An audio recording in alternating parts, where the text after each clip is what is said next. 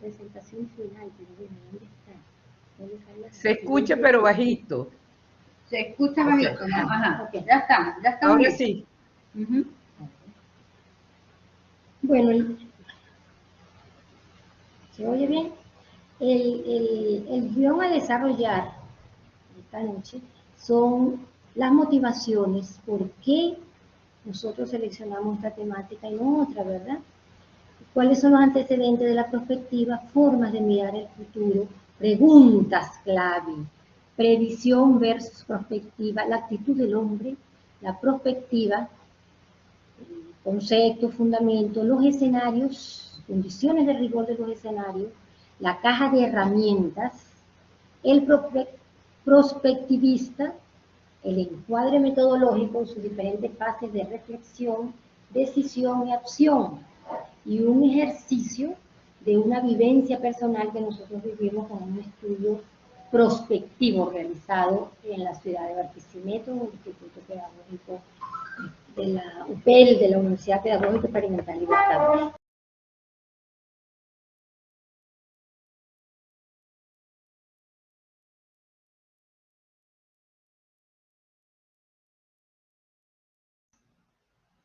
Oye, la volvió a sacar.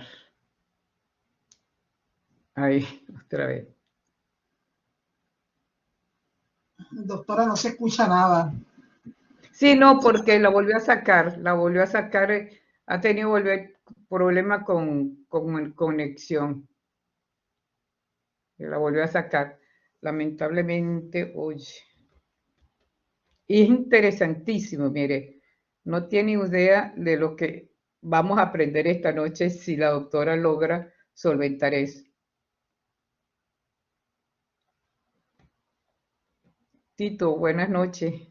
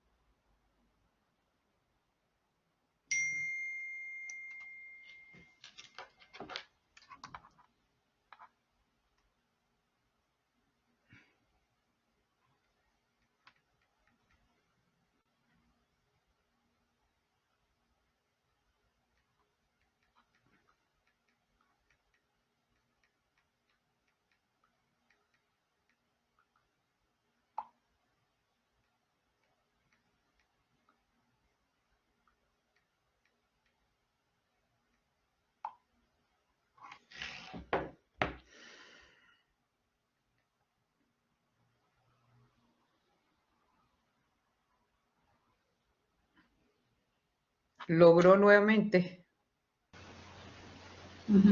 Sí, bueno. Sí. Estamos conectados. Disculpen, de verdad, disculpen. Adelante.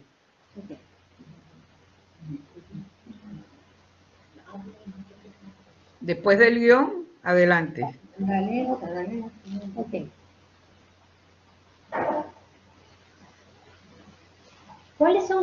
¿Cuáles fueron nuestras motivaciones, verdad? Primero, somos del área. Somos formadas en el área de ciencias sociales y nuestros estudios son relacionados todos con el área de la planificación, de la... Doctora Gilma, acérquese al micrófono, se oye muy bajito. Habla bien.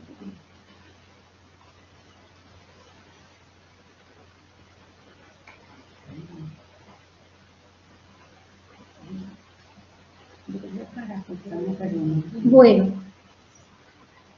Ahora sí. Ahora sí. Ok, señalaba que nuestras motivaciones somos del área.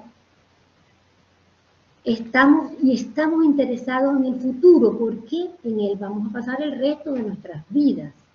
Además, queremos ser partícipes y, de ser posible, protagonistas preclaros en el ejercicio de esta maravillosa indisciplina, como dice Godet, llamada la prospectiva estratégica. Pero antes aclaremos la diferencia existente entre tres palabras claves. que son planeación, estrategia y prospectiva. Estas siempre se han confundido, se han fundido y se han confundido, muchas veces se han utilizado como sinónimos, pero cada una tiene una función específica. A pesar de que vienen del mundo militar, su origen es un mundo militar, todas apuntan en una misma direccionalidad, que es el futuro. ¿Qué vamos a entender por planificación? Proceso de toma de decisiones. Planificación es un proceso de toma de decisiones para lograr el futuro deseado. La planificación incluye filosofía de gestión, dónde vamos, para dónde vamos. Incluye asignación de recursos, incluye definición de metas, incluye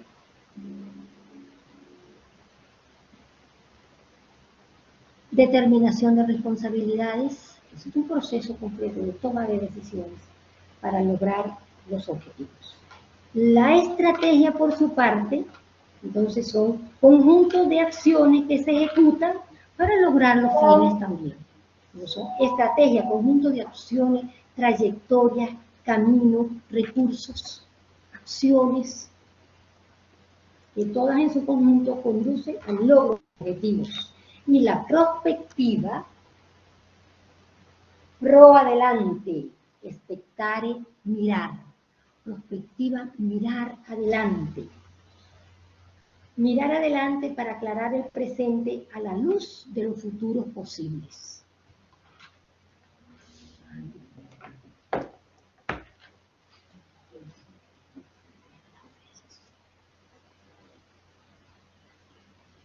Antecedentes, ¿cuáles son los antecedentes de la perspectiva? A raíz de la Segunda Guerra Mundial en Europa, un grupo de intelectuales, entre ellos Gaston Berger, Bertrand de Juvenal, Denis Gabor, Hernán Kahn, Michael Baudet, que era en sus tiempos de muchacho, tuvieron la gran preocupación de cómo evitar que una situación de esta, una conflagración de esta, vuelva a repetirse, ¿verdad? Entonces quisieron estudiar, abocarse a estudiar cómo evitar, qué nos depara el futuro. Y después de la Segunda Guerra Mundial se organizaron la Escuela Europea y la Escuela Americana. La Escuela Europea, ¿cuál era el fin de la Escuela Europea? Construir un futuro colectivo y educar a las nuevas generaciones para evitar la imposición de las minorías. Allí se empezó a usar las proyecciones, los pronósticos, las predicciones y las previsiones. Entendemos por proyecciones el análisis de tendencia, afirmar sobre el futuro desarrollos basados en análisis de tendencia. Entendemos por pronóstico afirmaciones sobre el futuro con probabilidades de ocurrencia. Entendemos por predicciones juicios de valor o visiones que tenía la gente, y entonces con una base muy subjetiva señalaba qué cosas pueden ocurrir mañana, en esos mañanas. Y entendemos por previsiones la anticipación, que es lo que más se asemeja entonces a los primeros esfuerzos de la prospectiva. Anticipación de futuro, anticipación de acciones pensando en el futuro. ¿Cuáles fueron los países pioneros? Francia, que organizó una serie de organizaciones para liderizar estudios prospectivos y creó el primer laboratorio de planificación y estrategia. Otro país fue Finlandia, que fue famoso con la red prospectiva y con el consorcio prospectiva y con una serie de trabajos sobre esta materia. En la escuela americana, se creó la escuela americana con el fin de neutralizar las fuerzas de la Unión Soviética, con un carácter netamente militarista. Se creó la Fundación RAND,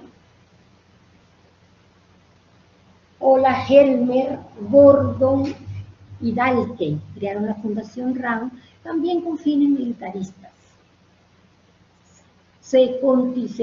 Igual se hacían las proyecciones, los pronósticos, las predicciones, las previsiones, y ellos también hablaban del forecasting, que también es anticipación.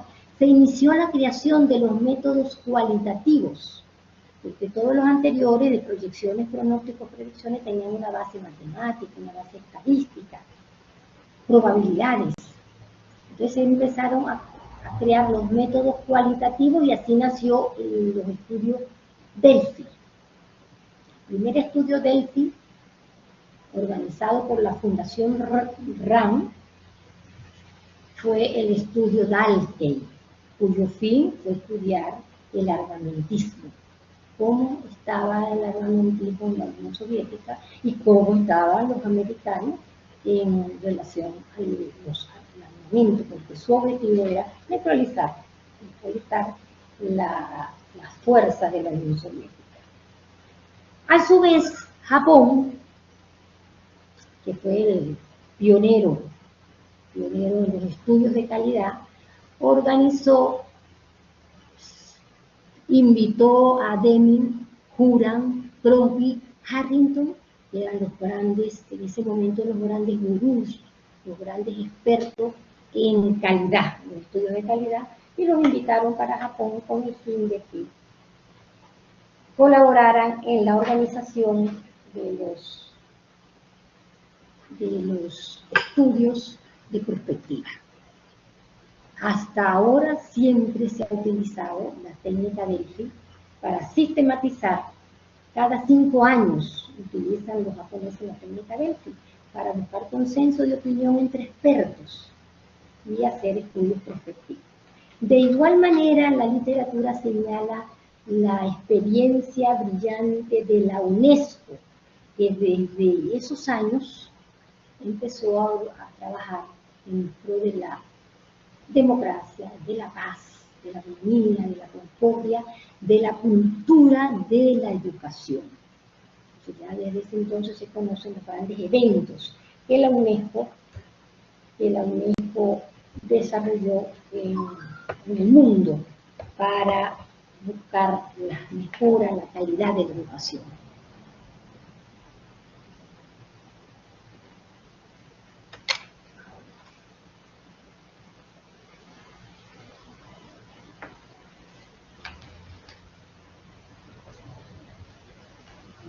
¿Cuáles eran las formas de mirar el futuro? Bertrand de Juvenal decía que el futuro no existe, ¿verdad? El futuro no existe, que el futuro lo construimos nosotros. Y decía que había 2 maneras de abordar el futuro. El futuro visto como una visión trágica y el futuro visto como una visión esperanzadora. En la primera visión, como una visión trágica, los seguidores de esta tendencia señalaban que el futuro es una realidad única. Y allí tenían sentido los adivinos, los oráculos, los charlatanes, los brujos, que daban respuestas a qué pasará en el futuro. Y se señalaba que teníamos un destino predeterminado. En cambio, en la visión esperanzadora se concebía el futuro como una realidad múltiple, como una realidad, como un abanico de opciones, un abanico de posibilidades abierto, donde predominaba la libertad del hombre, el poder del hombre y la voluntad del hombre para actuar. ¿Cuál fue el resultado? Pues aquí es donde tenemos los resultados, los juegos que se hacían para la construcción de los escenarios. escenarios posibles, escenarios probables, escenarios deseados. De allí seleccionábamos el escenario apuesta, y era donde enfocábamos todas nuestras acciones.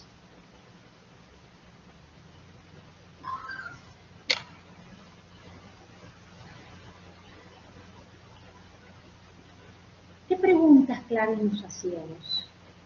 Nos hacíamos en esos momentos. Preguntas claves. ¿Quiénes somos? ¿Quiénes somos? ¿Y qué puede acontecer en mi futuro? Fíjense ustedes que eso tiene que ver con la perspectiva. ¿Qué puedo hacer? ¿Qué voy a hacer? Tiene que ver con la estrategia. ¿Qué puedo hacer? ¿Qué podemos hacer? ¿Qué vamos a hacer? Tiene que ver con la estrategia. ¿Y cómo lo voy a hacer? Tiene que ver con la planeación. Son las 5 preguntas clave que los prospectivistas se hacían para profundizar en los estudios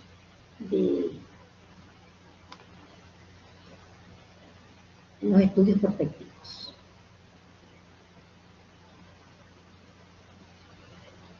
Ok. La evolución de la prospectiva surge por las críticas que se les hace a la previsión.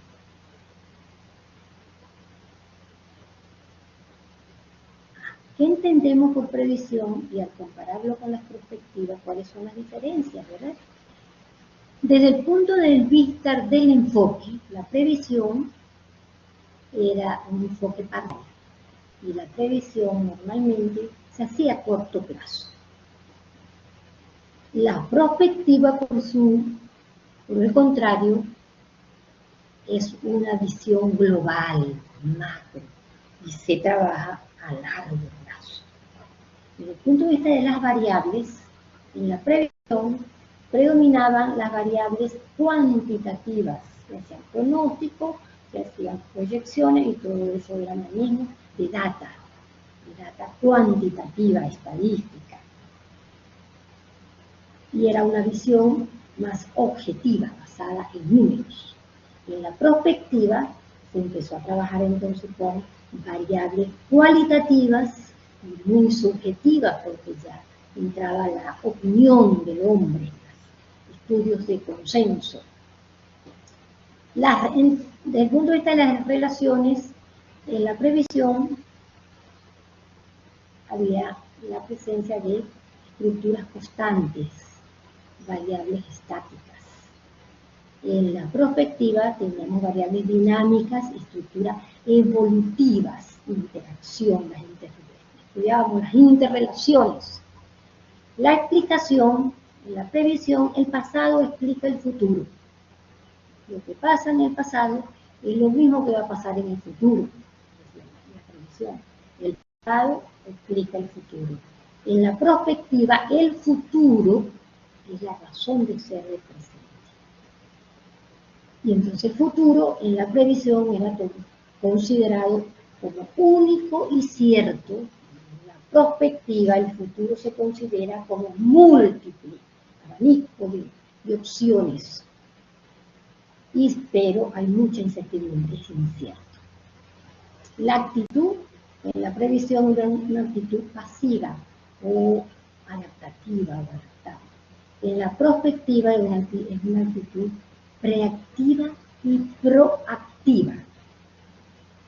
El método en la previsión determinista, cuantitativo, el método en la prospectiva es un proceso de aprendizaje colectivo, porque participa el hombre, se hace el juego de los actores.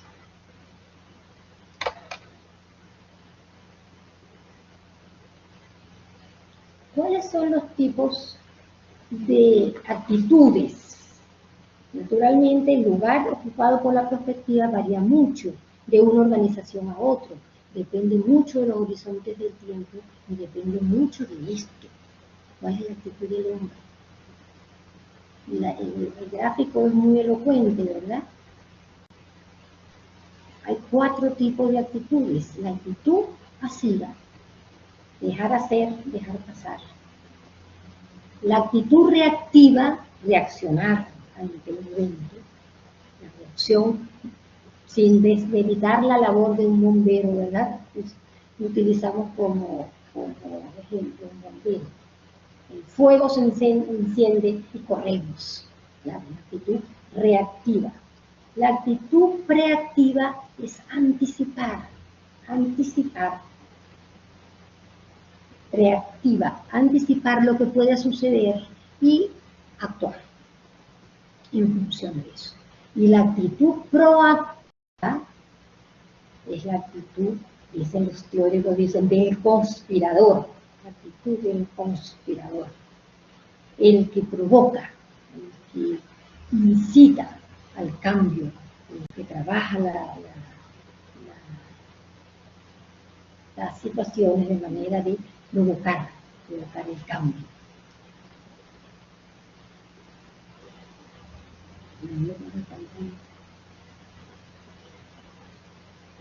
En cuanto a los diferentes conceptos de perspectiva, tenemos la perspectiva que ha paseado por una cantidad de conceptos. Uno de los primeros conceptos fue el concepto de Berger, que decía, ciencia que estudia el futuro, para comprenderlo e influir en él. Serra decía, ciencia pero sin objeto, porque el futuro no existe, que se mueve entre la necesidad de predecir lo que puede ocurrir y el deseo de inventar el mejor futuro posible. En el Instituto de Prospectiva Estratégica de España, en el año 2000, señalaron que la prospectiva es una disciplina con visión global, sistémica, dinámica y abierta, que explica los posibles futuros. Lina, por su parte, ya en el 2004, habla sobre la prospectiva como la capacidad de predecir o anticipar eventos futuros para ahorrar tiempo y energía y sobrevivir y actuar exitosamente en el entorno. De Alvarado, quien les habla, yo digo que la prospectiva es una herramienta de gestión para la acción, no solo para planear, sino para innovar, para crear y para construir el mejor de los futuros posibles. Esos son conceptos que hay que validar y manejar con ayuda de...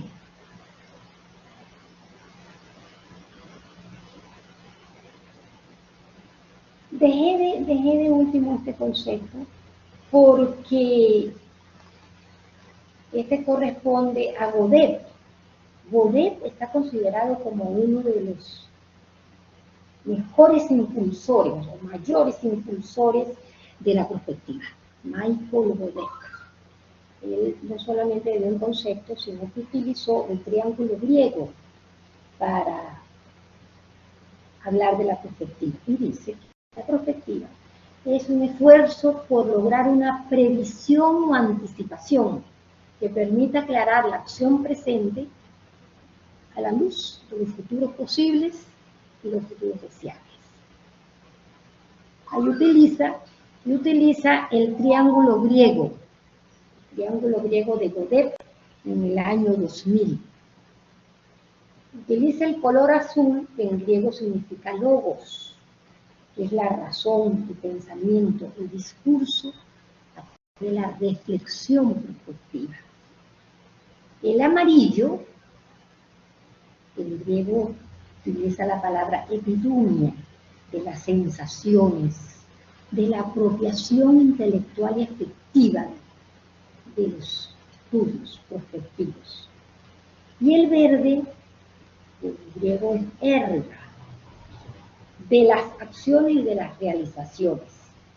El matrimonio entre la pasión, que es la apropiación, y la razón, que es la anticipación, es la clave del éxito de la acción. En la práctica, En la práctica, la anticipación equivale a la producción de las imágenes de futuro mediante los escenarios. Esta reflexión prospectiva en la anticipación nos conduce a la construcción de escenarios. La apropiación es el proceso de interlocución, de interrelación entre todos los actores para compartir esas imágenes de futuro. Y la acción es la puesta en marcha a través de la voluntad estratégica de los actores, es la puesta en marcha de un proyecto que traduzca las imágenes de futuro en hechos reales.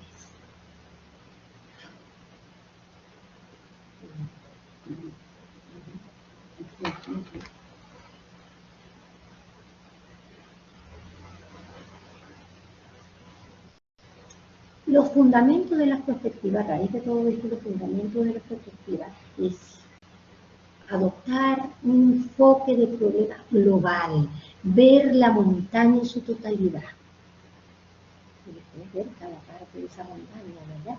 Ver un enfoque sistemático y sistémico. Tiene que ser un enfoque global, sistemático, constante y sistémico, interrelacionado.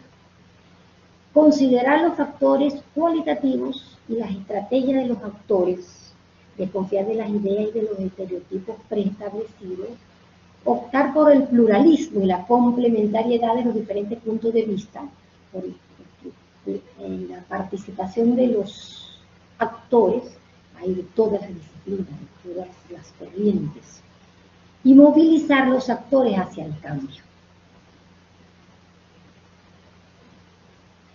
En cuanto a la base de la cultura prospectiva, tenemos la comunicación. Es la base, uno de los elementos más. La comunicación en largo plazo. Todo trabajo prospectivo es largo plazo. En todo trabajo prospectivo hay coordinación de acciones en función de las políticas de la institución, de las empresas, de la se busca consenso sobre las prioridades, se busca determinación de consensos, porque participan actores, es que se buscan los actores. Y se busca el compromiso, la apropiación.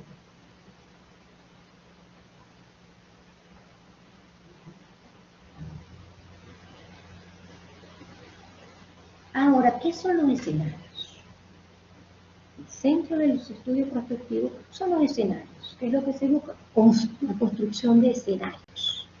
¿Qué son los escenarios? Son representaciones descriptivas de una situación futura y de la trayectoria de eventos que nos van a permitir pasar de una situación de origen a una situación de futuro.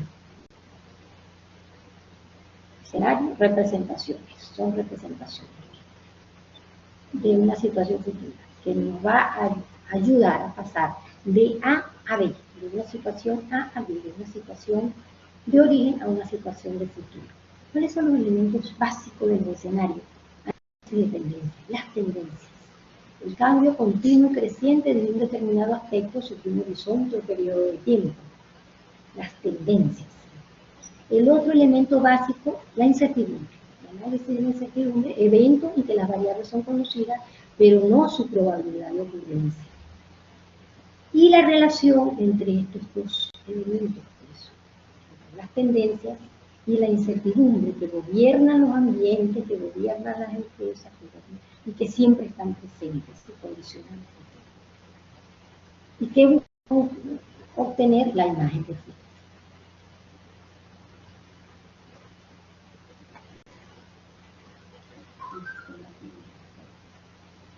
¿Cuáles son las fases para construir los escenarios? Primero, análisis de una situación actual. ¿Qué buscamos con ese análisis? Identificar las variables estratégicas. Segundo, identificar las variables claves y las interrelaciones que se dan entre todas las variables. ¿Qué llamamos variables claves? Las variables motrices, que son más sensibles. Tercero, anticipación, comprensión de las evoluciones futuras, análisis de las tendencias, análisis de los gérmenes de cambio. Cuarto momento, elaboración de los escenarios. No uno, normalmente la elaboración de los escenarios prospectivos son 2, 3 escenarios. Normalmente hablamos de escenarios optimistas, escenarios pesimistas y escenarios medianos. Otros hablamos de escenarios por consenso, escenarios concertados, escenarios tendenciales. Hay varias maneras de clasificar los escenarios. El más común es escenario optimista, escenario mediano, escenario pesimista. Y elección de las opciones estratégicas.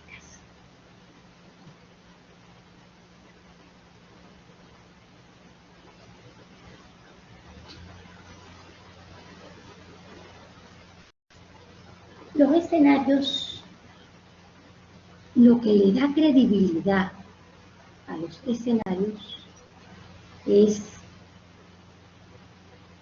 el rigor de estos elementos, la pertinencia, la coherencia, la verisimilitud, que no sean utopías, que sean escenarios creíbles. La pertinencia con las preguntas, la pertinencia con las hipótesis, la pertinencia con todos los planteamientos, la importancia y la transparencia desde la A hasta la Z.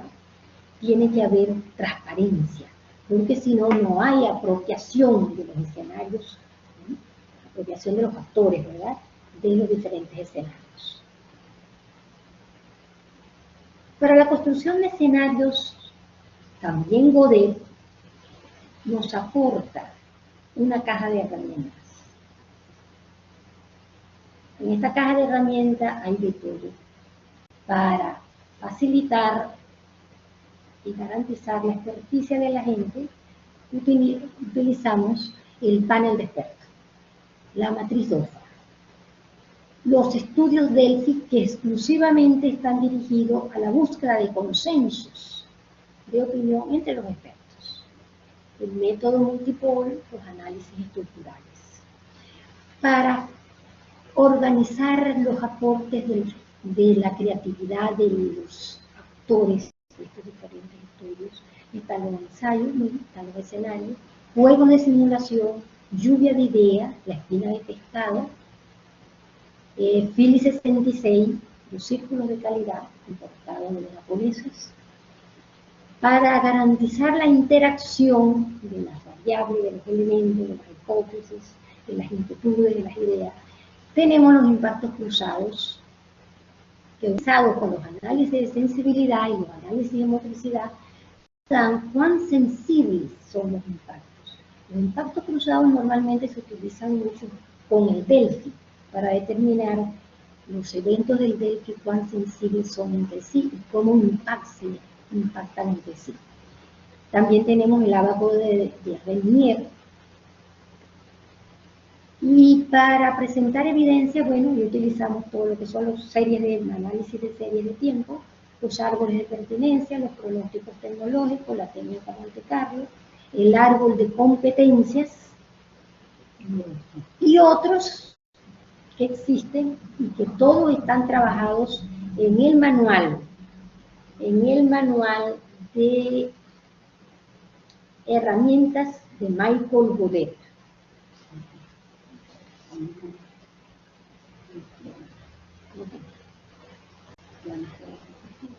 Referente al prospectivismo,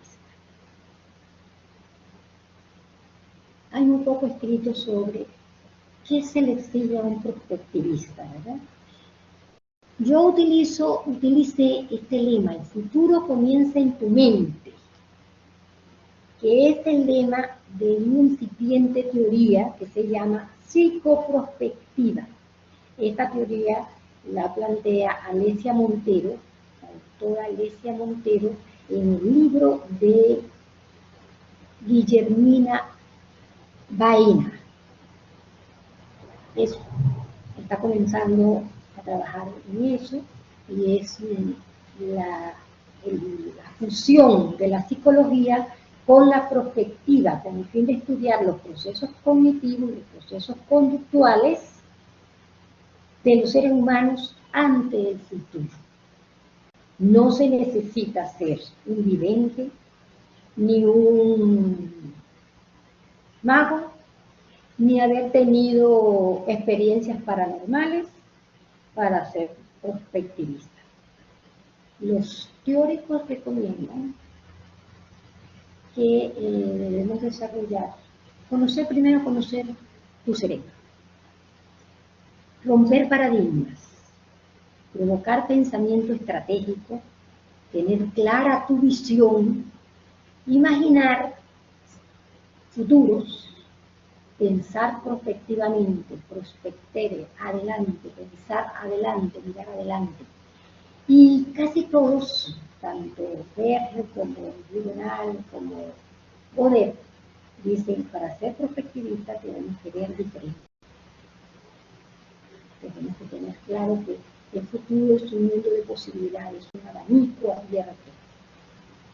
Tenemos que ver profundo, tenemos que ver lejos, siempre tenemos que ver lejos, tenemos que ver anchos y tenemos que ver juntos. Todo estudio prospectivo son grupos, participan muchísimos expertos para poder realizar cualquier tipo de acción.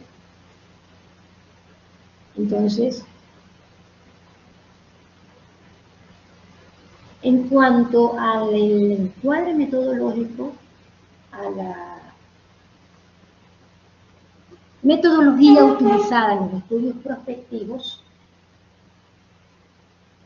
dejo y la vivencia que tenemos en relación a un estudio prospectivo realizado por nosotras.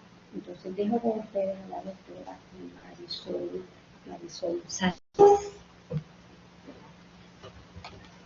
Buenas noches, un abrazo para todos los que están oyendo esta disertación y mi saludo a todos compañeros, amigos, estudiosos latinoamericanos y del mundo que están en este encuentro de conocimiento. Sé que tengo poco tiempo, voy a tratar de hacer un resumen bastante apretado, como decimos en Venezuela, sobre lo que me correspondía. Fíjense bien, cuando vamos a aplicar un estudio prospectivo, entonces nosotros tenemos que tener, lógicamente, una cantidad de competencias y de información. Ya la doctora Gilma les habló de todo el conocimiento que tenemos que tener, pero también tenemos que ir acompañados de una metodología y de una caja de herramientas que se llama también diamante de técnicas y procedimientos, llevar nuestras herramientas para poder entonces nosotros abordar el sistema. Los teóricos, ya los nombró también Gilma, Godet, Gaviña, ellos sugieren 3 grandes etapas para poder aplicar la prospectiva. Una etapa de reflexión, una etapa de decisión y la tercera etapa es la de acción. Cuando nosotros vamos a la etapa de reflexión, esta es la etapa más importante porque es donde nosotros abordamos el sistema antes de los cambios y tenemos que hacer, lógicamente, un estudio pormenorizado de cómo está ese sistema.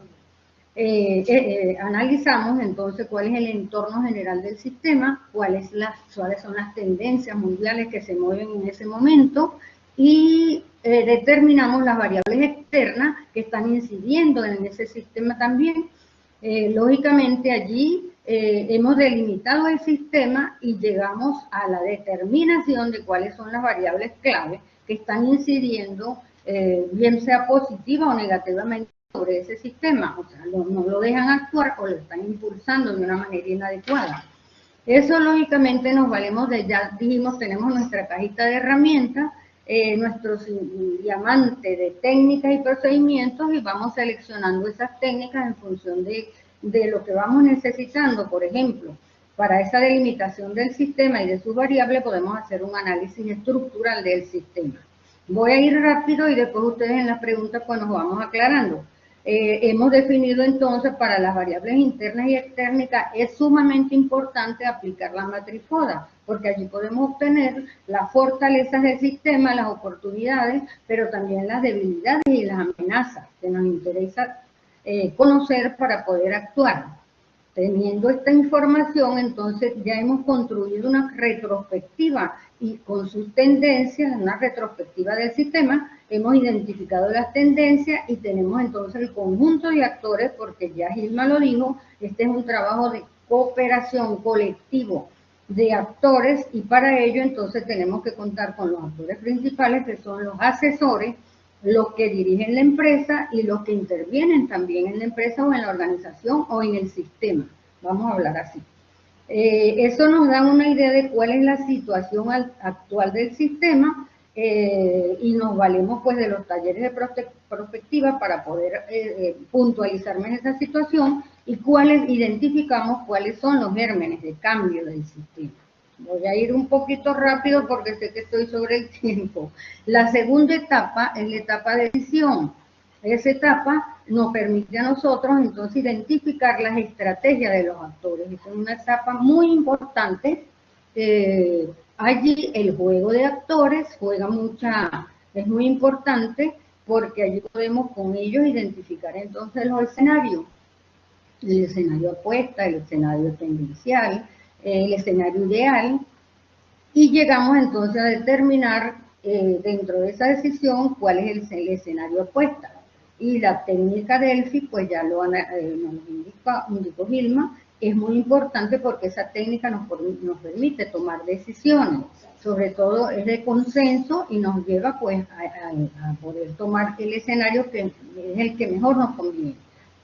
Vamos, la tercera etapa fundamental en este proceso de investigación, que yo lo llamo una investigación-acción participante, colaborativa, entonces es la elección de opciones estratégicas. Para eso utilizamos otra técnica, pueden ser muchos, ustedes van utilizando técnicas en función de las necesidades y llegamos a la elaboración del plan prospectivo. Eso es en línea general. Como les prometimos un ejemplo, un estudio, y sé que el tiempo es corto, bueno, vamos a presentarles un caso de una universidad venezolana, la Universidad Pedagógica Experimental Libertador. ¿Por qué es un caso venezolano? Nosotros estudiamos muchos casos, y ustedes saben que hay a nivel de Latinoamérica, esta estrategia se está aplicando mucho, pero lo decidimos utilizar y presentárselo porque somos protagonistas de ese caso y podemos informarles cómo sucedió y qué resultados obtuvimos. El caso se llama Visión Prospectiva de los Estudios de Posgrado, año 2003-2013. En el año 1999 llegamos a la dirección de la Subdirección de Investigación y Posgrado de la UPEL en Venezuela, y en ese año para Venezuela fue un año bastante importante porque teníamos un cambio de gobierno, se elabora una nueva constitución, se dan los lineamientos específicos para ese nuevo modelo de país, desde el punto de vista educativo, económico, político. Bueno, ustedes saben, la Carta Magna todo lo que dice, y nosotros llegamos, y lógicamente en ese mismo momento, existen las tendencias mundiales de la ONU, de la UNESCO, que implica pues que la educación tiene que ser mejorada, tiene que ser atendida de acuerdo a la pertinencia, a las necesidades pues de cada uno de los países, y bueno, se exige también de parte del se crea el Ministerio de Ciencia y Tecnología e Investigación de Venezuela, y se toman lineamientos, se emiten lineamientos para las universidades. ¿Qué nos propusimos nosotros? Lógicamente, ajustar y adecuar el sistema de posgrado a las necesidades de la sociedad y a las demandas del futuro. ¿Cómo lo hicimos? En primer término, nosotros tenemos que determinar cuál es la situación actual en que encontramos el sistema. Y nos formulamos una serie de preguntas, entre otras, pues, ¿cómo debemos actuar para cambiar? ¿Lo que debemos hacer? ¿Hasta dónde podemos llevar el sistema? cómo podemos hacer para que todas las personas involucradas en el sistema se involucren y colaboren con nosotros. Bueno, allí seguimos los lineamientos pues de Godet, de Duriña y de los otros actos. ¿Qué hicimos nosotros? Aplicamos los elementos de la prospectiva. Recuerden que siempre en la prospectiva nos vamos a anticipar a un futuro. Nosotros convocamos una participación masiva de todos los actores, el trabajo en equipo, el trabajo en red, para construir una visión de los estudios de posgrado y una acción. Llegar a una acción que nos permitiera. ¿Qué nos iba a permitir todo este trabajo? Bueno, la construcción social de un proyecto común con pertinencia social, porque eso era lo que nos estaban exigiendo. Toda la educación superior tiene que trabajar para resolver los problemas del Estado, especialmente los problemas de pobreza, de educación, y eso también lo decían las leyes venezolanas, la ley de ciencia y tecnología, una educación para erradicar la pobreza y para también evitar la dependencia tecnológica del país. Considerámoslo, así como en este momento la incertidumbre nos tenía un poco nerviosos porque no nos pudimos, yo no me pude conectar y no nos podíamos conectar, se interrumpía la conexión, pero tenemos que ser positivos, consideramos la incertidumbre como un elemento que iba a estar presente y la complejidad como problemas claves que teníamos que enfrentar, así como ahorita enfrentamos y superamos. ¿Cómo vamos más específicamente a la situación? Recuerden que les dije que existían 3 etapas, la etapa de reflexión, la de decisión y la de acción. Bueno, en la etapa de reflexión, que es la etapa más importante en una perspectiva desde mi punto de vista, porque es donde vamos a estudiar la herencia que tenemos, herencia del pasado y del presente. Hicimos un gran diagnóstico, que no fue de un año, 2 años, sino que fue un diagnóstico que requirió varios tiempos. Nosotros estudiamos en ese gran diagnóstico las variables externas del posgrado, las variables internas y el estado actual del sistema. Les voy a comentar generalmente, bueno, que teníamos un posgrado con 13 subprogramas de maestría, un programa doctoral, 3 programas de especialización, y teníamos que revisar si esos programas eran pertinentes en ese momento. Y lógicamente para eso nosotros utilicemos los criterios que establecía el Consejo Nacional de Universidades y la OPSU, de que los programas tenían que ser acreditables, tenían que ser evaluados y ser acreditables para poder seguir funcionando. Si no, habría que cerrar. Ya les voy a informar un poquito más adelante. Allí determinamos las variables condicionantes del posgrado y del sistema y vimos qué era lo que estaba condicionando su marcha hacia el futuro. Luego de ello, nosotros fuimos a la etapa de decisión. Bueno, anticipar y comprender, ¿verdad? Es cuando uno se decide, toma decisiones. Vamos a anticiparnos a lo que viene, pero vamos también a comprender que tenemos que actuar. Entonces allí identificamos cambios importantes, probables, temidos o deseados. Cambios temidos, bueno, que no pudiesen seguir algunos profesores trabajando en el posgrado porque no tenían estudios doctorales y no tenían tampoco trabajos de investigación. Y la exigencia en ese momento era que lográramos aumentar el número de investigadores en Venezuela, sobre todo a nivel de las maestrías y los doctorados, de todos los estudios doctorales. Y analizamos las estrategias de los diferentes actores. Bueno, ¿cómo hicimos para analizarles? Bueno, hicimos un estudio por grupos de maestría sobre la calidad de los profesores que estaban allí, cuáles eran sus valores, sus principios y cuáles eran las estrategias que estaban utilizando. E identificamos gérmenes de cambio y gérmenes de no cambio. Luego fuimos a la parte de elaboración de escenarios, que ya Gilma lo explicó bastante bien, prospectivo, y escogimos varios escenarios. Se presentaron escenarios tendenciales que respondían a las tendencias, ideales que no iban a ser concretados, alternativos pues que podían darse o no darse en función de algunos elementos que lo detenían, y deseables. Entonces, hasta que llegamos a definir. Aquí es muy importante porque esto lo deciden pues ya a nivel de los expertos y de los gerentes directivos de la organización. Así llegamos a la etapa de acción. Entonces, ¿qué hicimos? Seleccionamos el escenario deseable y construimos el plan prospectivo. Más o menos en líneas generales aquí podemos ver cuál fue la trayectoria que nosotros seguimos.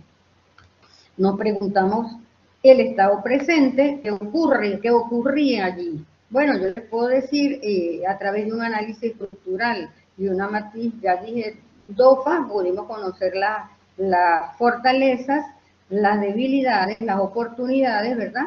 Y las amenazas. Entre las cosas que encontramos y ese análisis estructural fue que tuvimos que cambiar la estructura organizativa del posgrado, hubo que eliminar algunos subprogramas que ya no se justificaban, como por ejemplo las especializaciones en educación básica, y ese gran diagnóstico nos permitió a nosotros entonces tener una información pormenorizada de todo el posgrado. Profesores que no tenían investigación, profesores que no eran PPI, que estaba exigiendo el Ministerio de Ciencia y Tecnología, ofreciendo unos grandes beneficios para los docentes que fueran investigadores, que tuvieran sus artículos publicados en revistas educativas. Nos encontramos con que no existían revistas educativas arbitradas dentro de la universidad. Nos abocamos pues entonces a ir resolviendo todas esas cosas.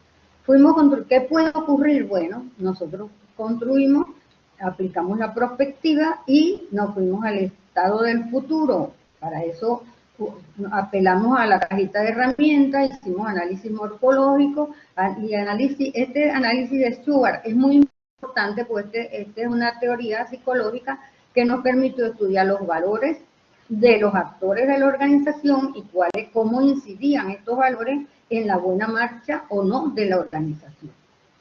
Después nos preguntamos, ¿qué puedo hacer?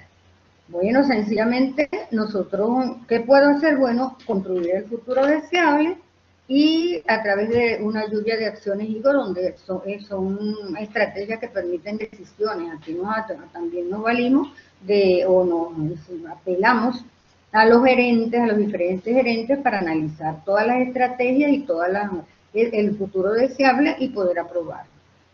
Y hasta que llegamos a la arquitectura estratégica del sistema, que era la acción. ¿Qué voy a hacer? Bueno, voy a actuar a través de mi plan de acción, voy a tomar decisiones.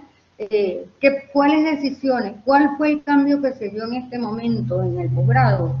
Sencillamente pudimos lograr el arbitraje de revistas educativas donde los profesores publicaron. Los profesores que contratamos en ese momento eran profesores de pregrado, pero que tenían maestría y que estaban cursando el doctorado y que hacían investigación.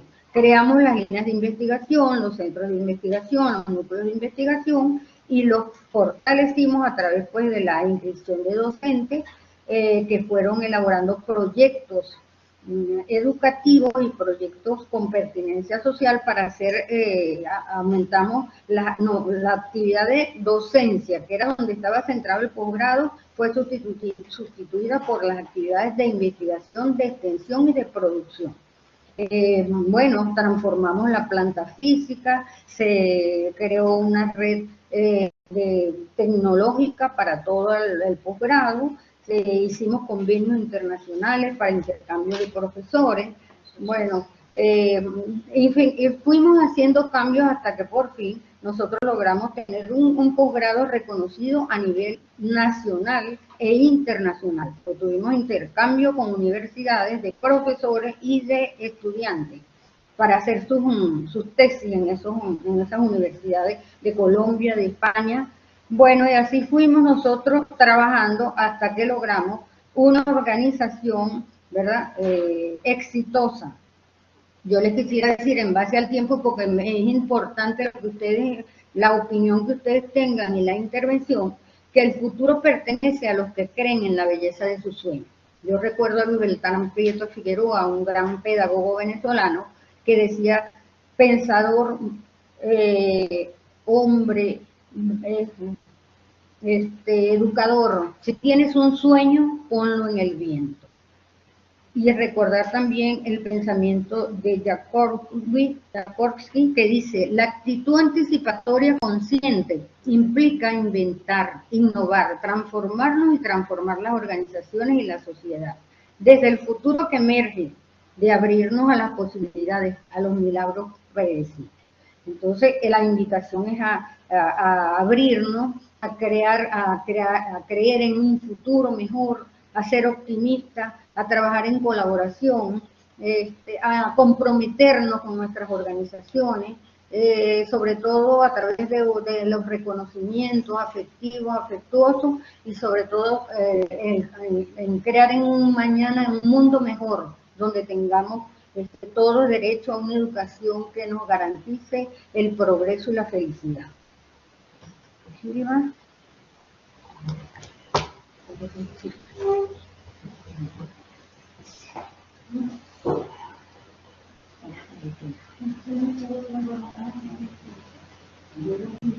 Amigos, el futuro tiene muchos nombres.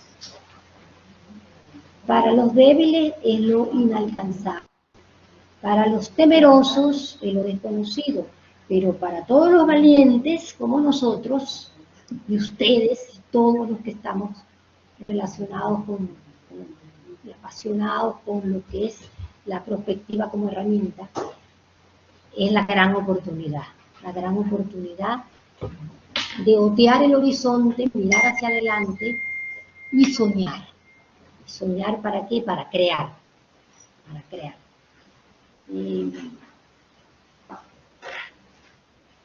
Muchísimas gracias. Muchísimas gracias a todos.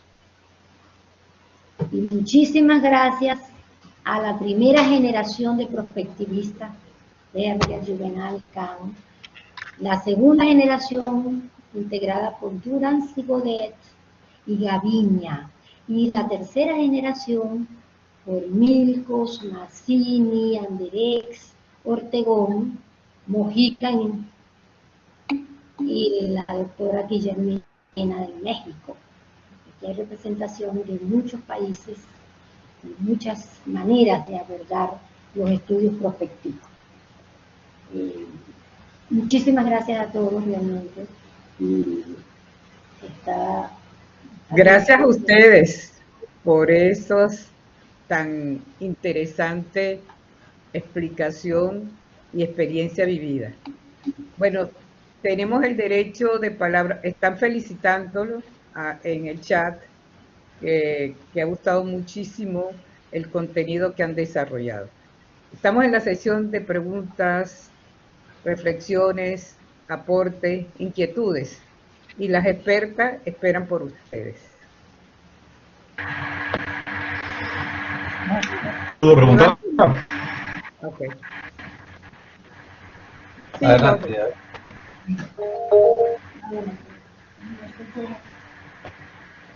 Sí, adelante. En principio, muchas gracias a las expositoras por su esfuerzo, por su compromiso y por la calidad de lo que han desplegado hoy. Me ubicó en tiempo y espacio algunas lecturas sobre prospectiva que había hecho, y yo quería preguntarles si el herramental que ustedes han ensayado podría ser convergente con el enfoque de la complejidad, o al revés, si en sus análisis y propuestas de acción emplean el enfoque de la complejidad. Muchas gracias.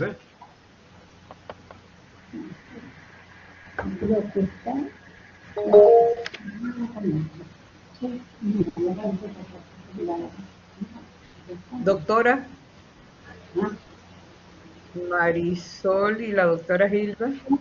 Aquí estamos, vamos para allá, vamos pues, nada, Para hacer estudios prospectivos, evidentemente que debemos ubicarnos en los estudios, en el enfoque sistémico, un enfoque global, un enfoque complejo, porque es toda una investigación.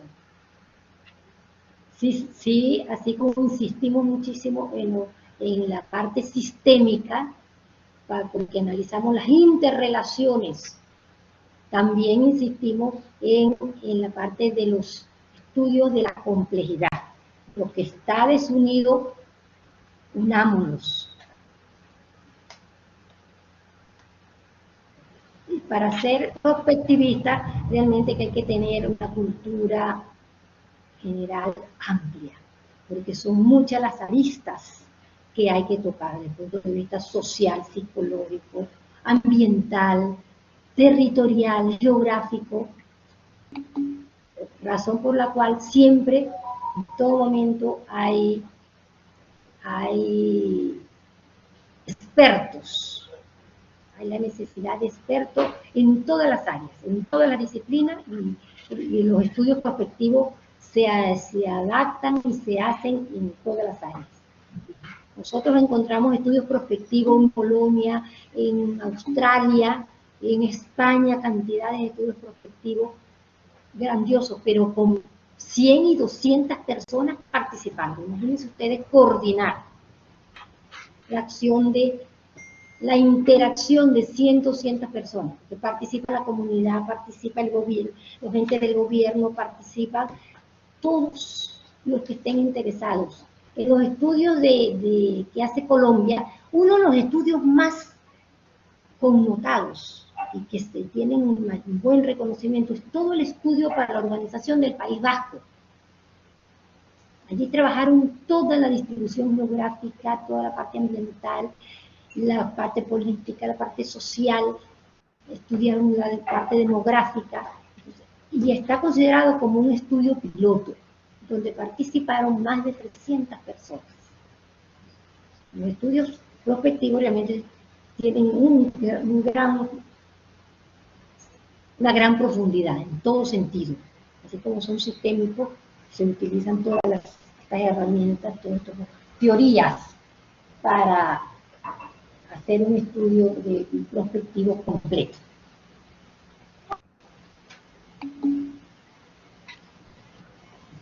Gracias. Yo entiendo que por la época del desarrollo de los enfoques prospectivistas, seguramente la teoría de los sistemas era el enfoque más difundido. El enfoque de la complejidad supone que la realidad transcurre en procesos que son históricos, que no son lineales, que son abiertos y en las que las relaciones son de emergencia antes de que causalidad. Quiero decir, lo que hay que establecer son relaciones para que surja algo nuevo, justamente, no determinado. Sí. Cuando nosotros estamos acostumbrados a pensar en términos de causalidad, de buscar para atrás las cosas. Y esto me parece que es una lista muy interesante para analizar cualquier caso en la agenda que nos ocupe. Así que muchas gracias por su exposición. Sí. Doctor, coincido totalmente con lo que usted plantea. El mundo de hoy es un mundo complejo.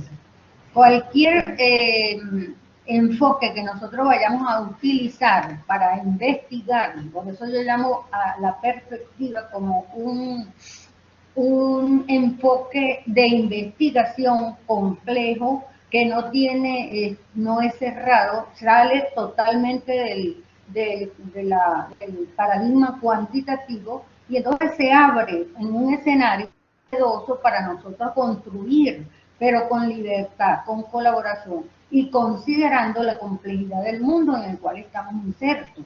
Entonces no hay parámetros determinados, sino que hay que considerar. En los estudios que nosotros hemos hecho van surgiendo complejidades y vamos atendiéndolas, porque el mundo no se detiene, el hombre tampoco, el hombre también es un ser complejo, y por lo tanto la prospectiva es una gran alternativa para abordar el mundo de hoy, las organizaciones, y con un éxito, porque consideramos los actores en todas sus dimensiones, tal cual como lo establecía Delors en su libro, donde habla de la educación es un gran tesoro, que el ser humano hay que atenderlo en sus 4 dimensiones, que es el ser, conocer, hacer y ser. Entonces, en una organización hay que considerar estos 4 elementos porque el mundo necesita un ser humano que vuelva a la parte afectiva, que demuestre valores en todo su comportamiento. Entonces, coincido con usted, esto hay que utilizar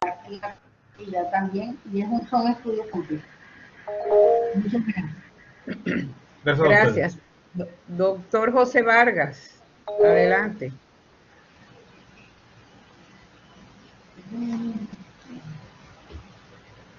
Muy buenas tardes y noches, felicidades. Es muy interesante.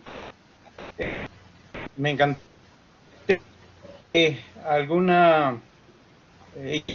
Más que nada, y es la pregunta directa, ¿hasta dónde las tecnologías de la información, pero sobre todo la inteligencia artificial y todas estas tecnologías que están surgiendo ahora,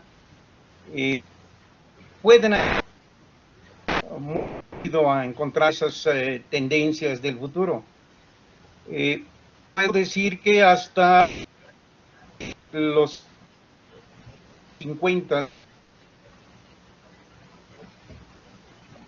como el señor, todo el estudio de las... Dile que está fallando el micrófono. Doctor, se le oye. Sí, se oye mal la interesante pregunta que está formulando.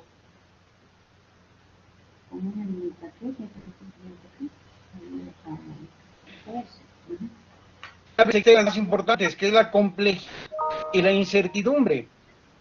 Y la incertidumbre es fundamental porque ya no es riesgo, ya no es lo que estamos analizando riesgo, donde hay una probabilidad, donde la probabilidad resuelve o nos ayuda a decir un posible riesgo, pero la incertidumbre no. Entonces requerimos de otra tecnología y en 58 nace la teoría del caos, luego la complejidad, la teoría de sistemas, apoya, etcétera. Y finalmente ya sabemos que existen todas estas tecnologías. Bueno, para no profundizar tanto, mi comentario es hasta dónde vamos a decir las nuevas tecnologías de la información y la comunicación, y más concretamente, la inteligencia artificial puede definitivamente ayudar a resolver muchos problemas. No olvidemos que en los años 50, precisamente, Rand Corporation, años 40, cuando la Segunda Guerra Mundial, Rand Corporation, básicamente todos sus análisis eran dinámicos, es decir, basados en la tecnología, fundamentalmente.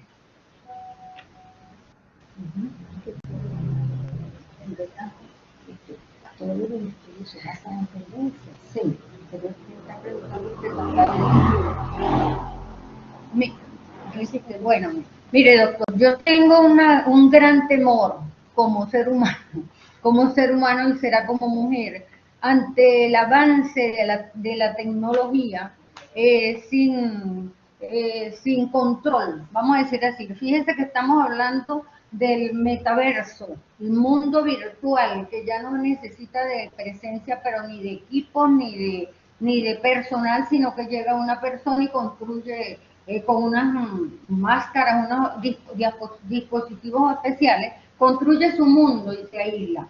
Entonces, yo siento que tiene que llegar el momento en el cual tenemos nosotros que revisar un poco el uso de la tecnología, porque vamos hacia la automatización, la robotización, y entonces el desplazamiento del ser humano.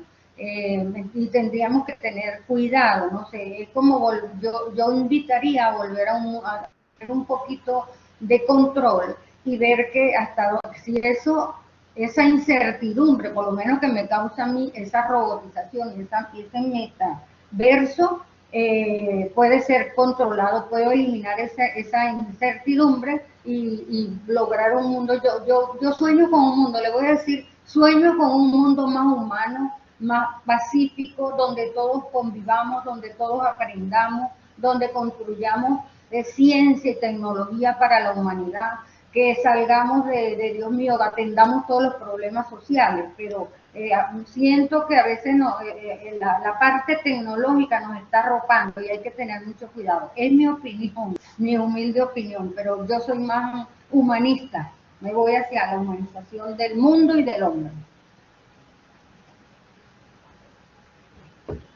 Preguntas. Creo que hay dos perspectivas, nada más muy breve. Hay dos perspectivas, la que es positiva, la construye escenarios a través de real.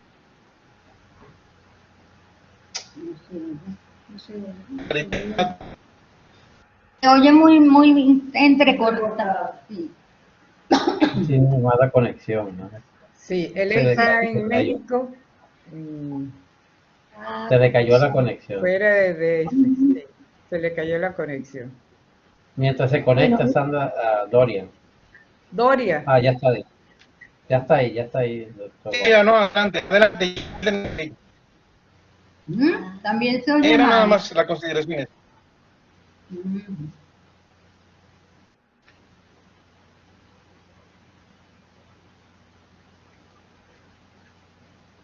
Estamos bueno, atentos. vamos a darle el Yo derecho ya a palabra.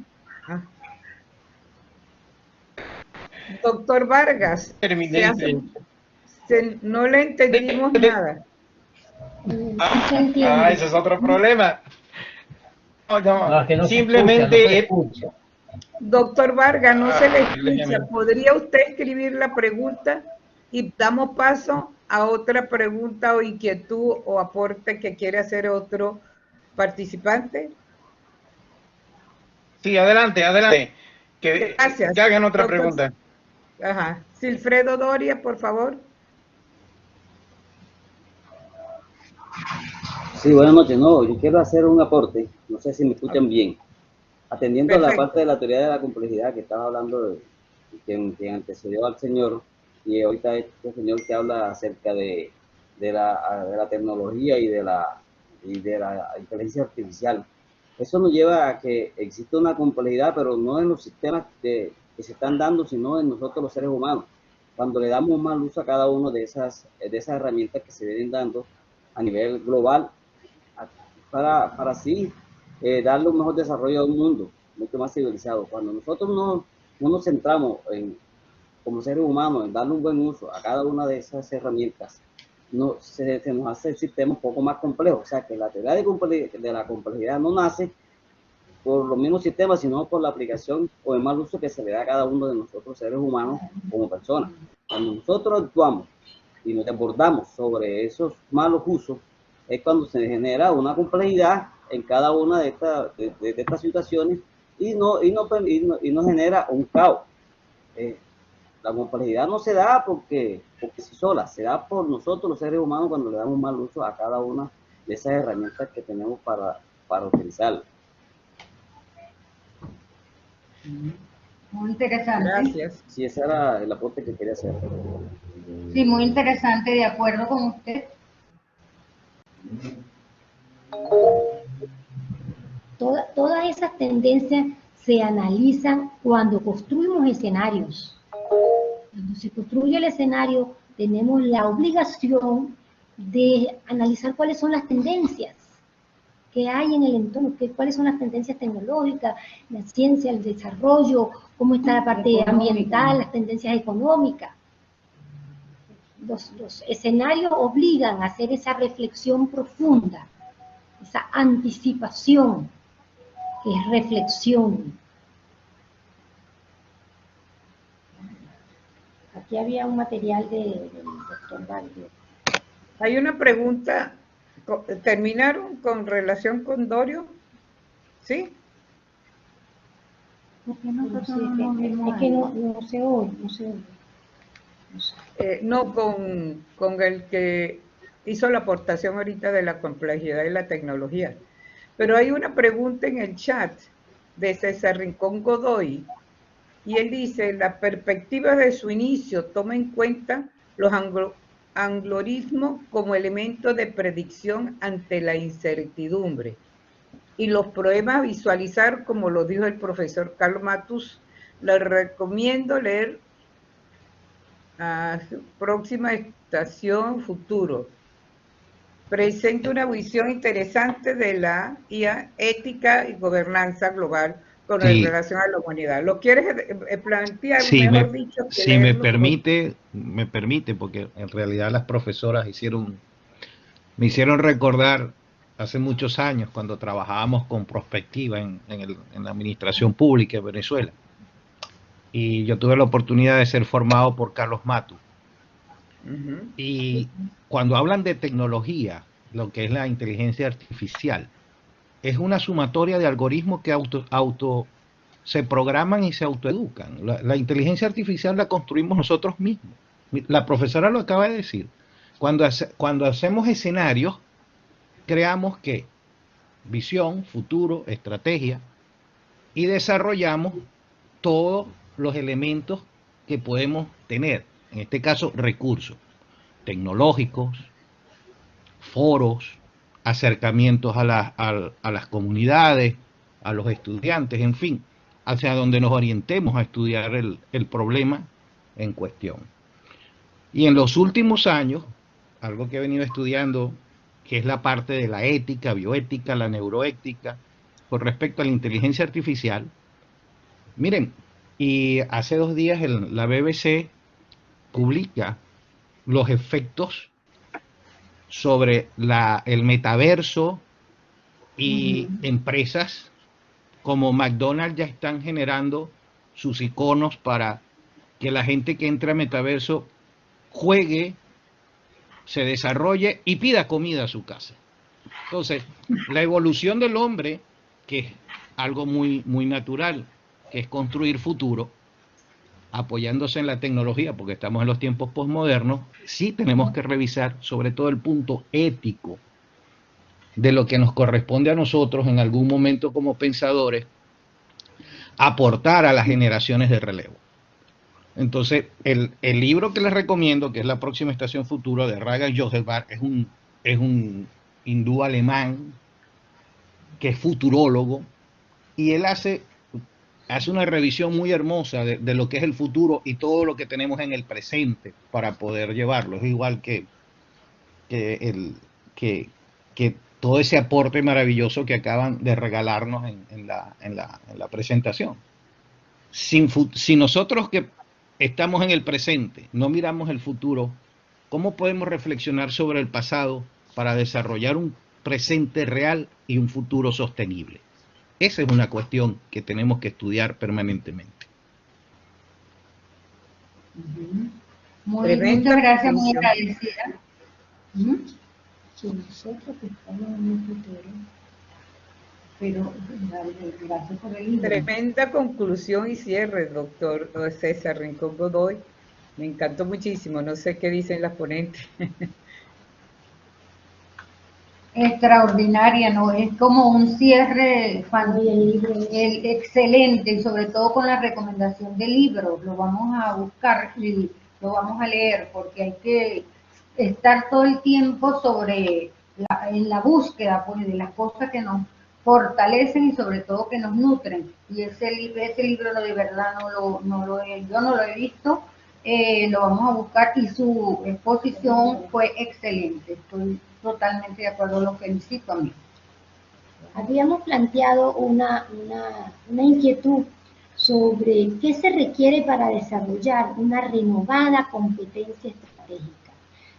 Evidentemente que para ser prospectivista no se requiere ser mago, sino tener una cultura general amplia y tener una visión prospectiva, visión estratégica, una mirada prospectiva, una mirada diferente hacia el futuro, donde vamos a encontrar todas esas tendencias que hay que analizar, que hay que estudiar y que hay que traer dependiendo del problema que vamos a analizar o de la organización que vamos a estudiar con fines prospectivos.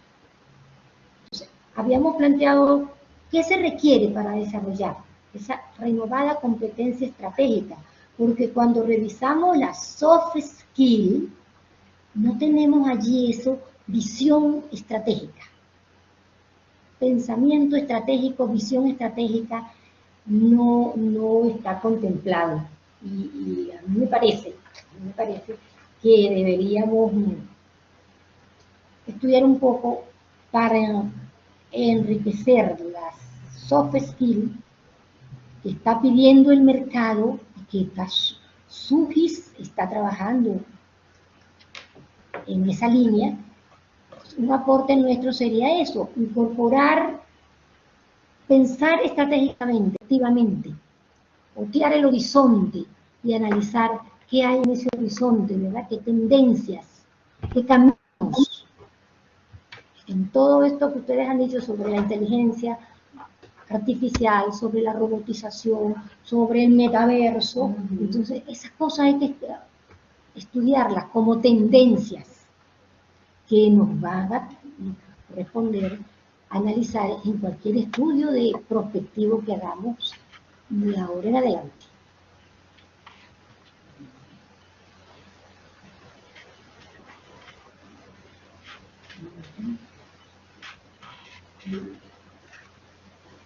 Bueno, ustedes dirán, estamos a la espera de alguna pregunta o sugerencia y si no, pues vamos a darles las gracias por haber sido tan gentiles, oírnos, intercambiar con nosotros y construir entre todos conocimiento. Si hay otra pregunta. Creo que el doctor Vargas está pidiendo la palabra de nuevo.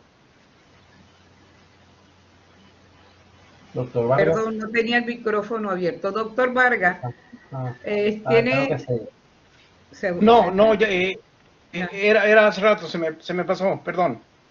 Ok. Perdón. Bueno, si no hay ninguna otra pregunta, voy a hacer algún comentario. Pero no de cierre, doctor. No de cierre. Bueno, empiezo por un comentario y después cerramos. Para yo cerrar, correcto. Sí, muchas gracias, doctora Alvarado, por la presentación, muy interesante y fascinante, y es evidente cómo abre distintas aristas, ¿no? De la planificación del futuro a inteligencia artificial, etcétera, etcétera, ¿no? La tecnología hoy en día ha demostrado haberse desbordado virtualmente en todas las facetas digamos, de las actividades humanas, ¿no? Ahora, una de las cosas interesantes sobre la inteligencia artificial es que, por ejemplo, ahorita se dijo de que esencialmente la inteligencia artificial se basa en una serie de algoritmos que están predefinidos para hacer algún tipo de actividades, etc. Pero en la práctica, hoy en día es más allá que eso.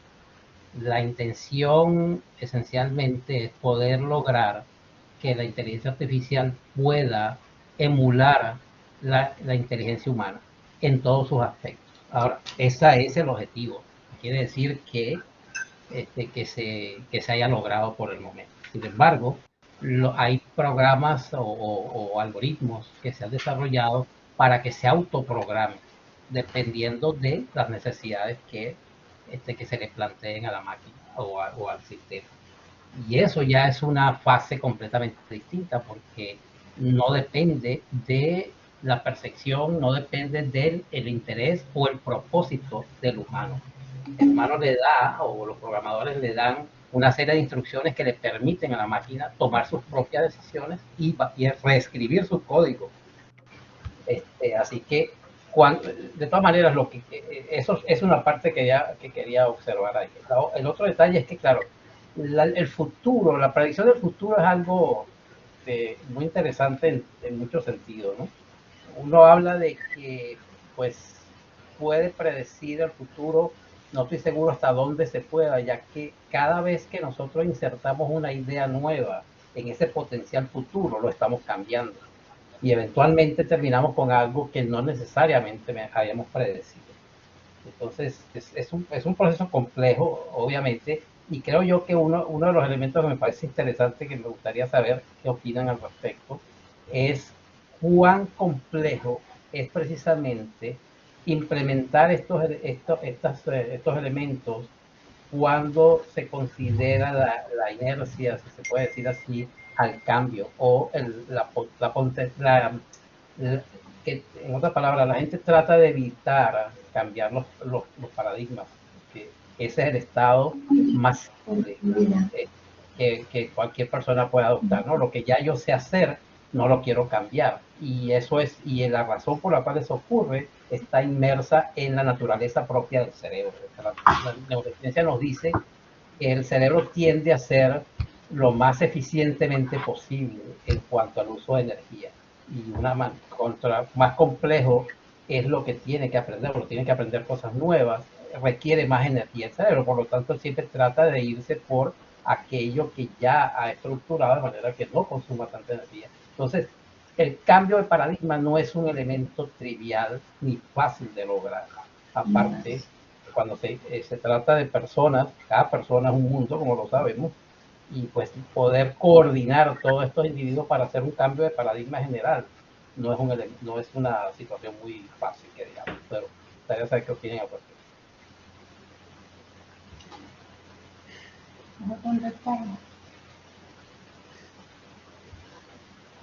Parte de las el elemento vital de los escenarios es las tendencias. Todo escenario, para poder plantear, hay que estudiar las tendencias. ¿Qué pasó ayer retrospectivamente? ¿Qué pasa hoy? Y cómo esa tendencia se puede prolongar en el tiempo. Porque es constante su permanencia en el tiempo, un horizonte de tiempo. Entonces, hay que considerar todas las tendencias posibles desde el punto de vista de la economía, de la demografía, de la geografía, del ambiente, para construir escenarios. No es fácil construir escenarios, porque son estudios realmente profundos, estudios diferentes, con una mirada distinta. Analizar a lo ancho, a lo hondo, a lo profundo, a lo lejos, y sobre todo en conjunto con otros. Hacer estudios prospectivos es muy complejo, porque lo primero que hay que analizar son las tendencias, las inercias, los rechazos al cambio, las fuerzas, las interacciones y las fuerzas que impulsan cambio y las fuerzas que retardan el cambio. O sea, todo ese complejo de cosas hay que analizarlo en los escenarios para poder decir, este escenario es factible, este escenario es probable, este va a ser el escenario apuesta. ¿Cuál vamos a escoger para apuntar nuestras estrategias y incorporarlo en las fases de planificación para hacer los planes de desarrollo? Uno de los problemas más difíciles de solventar cuando estamos trabajando con prospectiva es el miedo al cambio que tienen los seres humanos. Es como un temor a perder su estabilidad. Y eso está dentro de los valores. Por ejemplo, el hombre necesita seguridad, mantener su estatus, conformidad, es conformista. En los estudios sobre comportamiento humano que se han hecho, sobre todo los de Argyll en Estados Unidos y en otras partes, ellos han encontrado que el hombre tiene resistencia al cambio porque sencillamente es conformista y él prefiere mantener el estatus. Y bueno, hay estrategias y hay alternativas, sobre todo también cuando hacemos prospectiva, para estimular, para comprometer los actores en las posibilidades de un cambio donde todos vamos a involucrarnos y vamos a construir juntos.